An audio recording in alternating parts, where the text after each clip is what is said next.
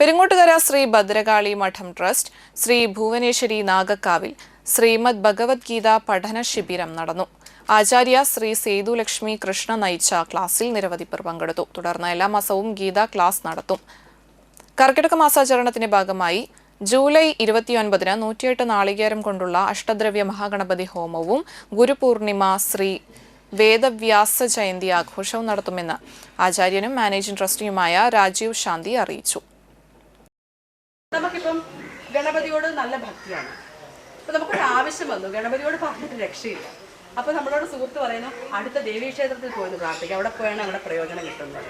അപ്പോൾ ഗണപതിയെ അതുവരെ വിചാരിച്ചോട്ട് നമ്മൾ എന്ത് ചെയ്തു, തൽക്കാലം ദേവിയുടെ അടുത്തോട്ട് പോകുന്നു. കുറച്ച് ദിവസം നടന്നിട്ട് നമ്മുടെ കാര്യങ്ങൾ സാധിക്കുന്നില്ല എങ്കിൽ ദേവിയിൽ നിന്ന് നമ്മൾ അടുത്തടുത്തേക്ക് പോകും. അവിടുന്നും നടക്കുന്നില്ല എങ്കിൽ നമ്മൾ സ്കിപ്പ് ചെയ്യും, എവിടുന്ന് അടുത്ത മതത്തിലേക്ക്.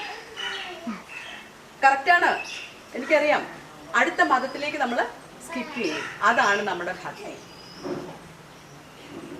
മനസ്സിലായോ? നമ്മൾ ക്ഷേത്രങ്ങളൊക്കെ പോകും. അവിടെ പോയാൽ ഇത് കിട്ടും, ഇവിടെ പോയാൽ ഇത് കിട്ടും. തൊട്ടടുത്തുള്ള ഇതുപോലുള്ളിടത്ത് വന്ന് പ്രാർത്ഥിച്ചാൽ മതി.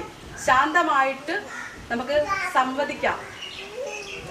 നമ്മൾ പ്രദക്ഷിണം ചെയ്യും. എങ്ങനെയാണ് പ്രദക്ഷിണം ചെയ്യേണ്ടത്? ഇപ്പം എല്ലാവരും ഓടുകയാണ്. പ്രദക്ഷിണം ചെയ്യുന്നത് എങ്ങനെയാ? നമ്മൾ നിറഗർഭിണി മൺകുടത്തിൽ നിറയെ എണ്ണ, തുളുമ്പ എണ്ണയുമായിട്ട് എങ്ങനെ നടന്നു പോകും?